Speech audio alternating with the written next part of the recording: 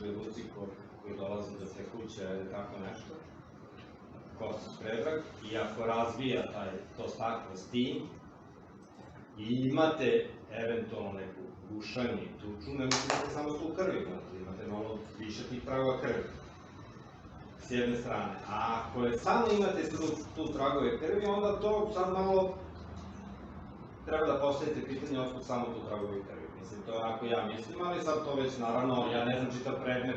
Ne, to ja mislim, misliš što?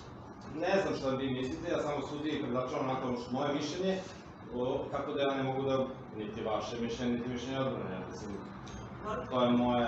Ništa, znači, završujete sa pitanjima, predlog je... Dobro, zato što ste dala pitanje imaju još i granici opet. Zato što zato što jedno samo pitanje vezano za nalaz, da nešto se ste veštaka ovde nalaz. U vašem nalazu odnosi se na trag 1874-43. To je jedna dlaka koja je se začinjala pred 3 cm. Ako možete da odgovorite da li je ona analizirana ili nije analizirana. Trag 43.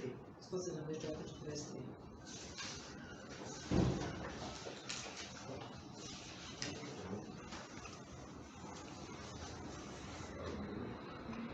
Uzorak 43,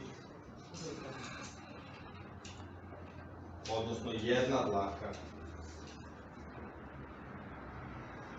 je analiziran do kvantifikacije humanog DNK materijala,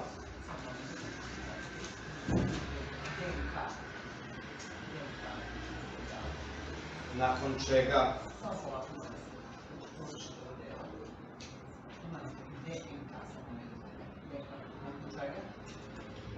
je usled izostanka, odnosno male količine istog,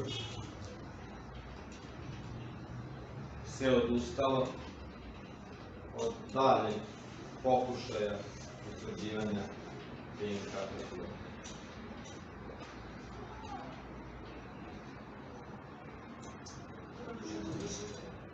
Što znači da je nekoga, tako se dobro tako može reći da je nekoga... Da, ne, da.